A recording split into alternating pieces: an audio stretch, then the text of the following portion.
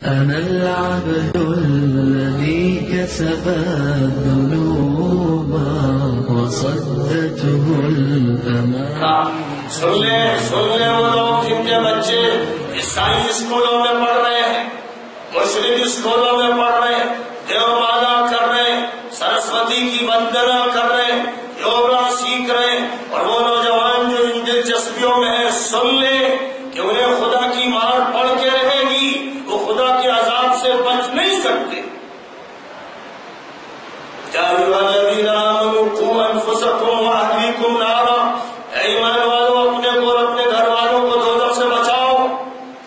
اپنے ننھے منھے معصوم بچوں کو کس امید میں حوالے کر رہے ہو کرسچینٹی کے، کس امید میں حوالے کر رہے ہو جو مالائی سسٹم کے؟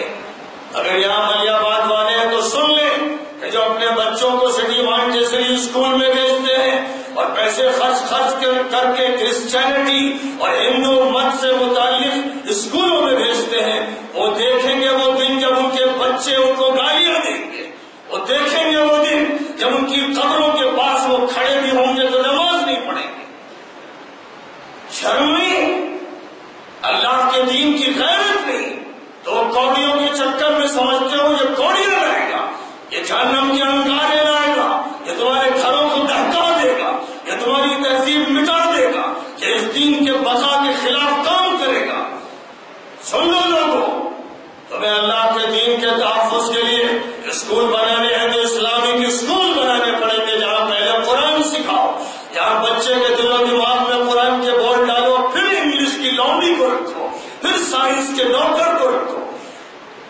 جتنے بھی جدید علوم کہلاتے ہیں، جدید پدید کوئی چیز نہیں ہوتی، سب قدیم ہے. جدت پیدا ہوتی ہے نئے نظریات سے، اس لیے نہ سائنس سے متاثر ہو نہ میتھ سے، یہ سب نوکر چاکر استعمال کے لیے. استعمال کرنا ہے سائنس کا، استعمال کرنا ہے ٹیکنالوجی کا. ہم استعمال کر رہے ہیں میڈیا کی اس ٹیکنالوجی کا، سوشل میڈیا کا. ہمارے ہاتھ میں چینل ہوتے تو ان کا استعمال کرتے. تو استعمال کرو، ہاتھ میں رکھو میل کو، چینل کو سینے میں مت رکھو، دل میں مت رکھو، دماغ میں مت رکھو. فیصلہ کرو اسلامک اسکولوں کے قیام کا، فیصلہ کرو اسلامک کالجز کے قیام کا، فیصلہ کرو اسلامی جامعات اور مدارس اور مکاتب کے جال کا. کوئی محلہ اسلامی مکتب سے خالی نہ ہو، کوئی محلہ اسلامی مدرسے سے خالی نہ ہو. اور جہاں پر بھی بڑے مدارس ہیں وہاں اپنی کھیپ کی کھیپ بھیجو. یہ مت سمجھو کہ تمہیں اسکول و کالج پیسے دلوا دے گا، نوکریاں دلوائے گا. کس کی نوکری دلوائے گا؟ تمہیں نوکری دلوائے گا کسی مشرک کی، کسی جہنمی کی، کسی قاتل کی، کسی ظالم کی، کسی عیاش کی، کسی بدماش کی، کسی فتنہ پرور کی. اس کی نوکری چاہتے ہو؟ اللہ کی نوکری کرو، رسول کی نوکری کرو.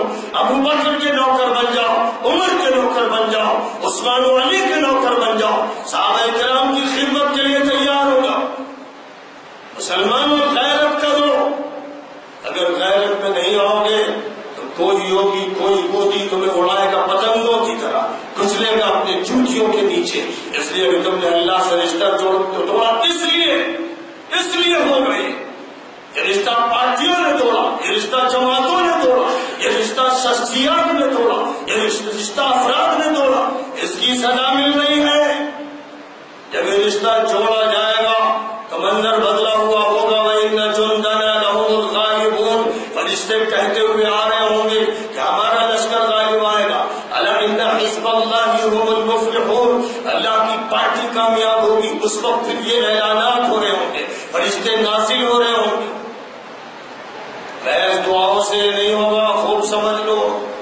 دعائیں پورے مہینے مسجد حرام میں اور مسجد نبوی میں اور مسجد اقصی میں مقدس ترین مقامات میں دعائیں لاکھوں انسان کر رہے ہیں، اور آج سے نہیں کر رہے ہیں، 1450 سال سے کر رہے ہیں. اور ادھر ایک طویل عرصے سے جب مسلمان زوال کا دور گزار رہے ہیں، لاکھوں شہید ہو رہے ہیں، دعائیں ہو رہی ہیں. ایسی کہ لگتا ہے کہ آسمان میں ٹھیکری لگ جائے گی اور زمین پھٹ جائے گی اور آنسوؤں کے سیلاب جاری ہوتے ہیں. لیکن اللہ کو رحم اس لیے نہیں آتا کہ اللہ نے قرآن میں جو نظام عطا فرمایا ہے اس نظام پر عمل نہیں ہوتا. دعا ہو رہی ہے اللہ ہماری مدد کر. اور اللہ یہ فرما رہا ہے مَا لَكُمْ لَا تُقَاتِلُونَ فِي سَبِيلِ اللَّهِ وَالْمُسْتَضْعَفِينَ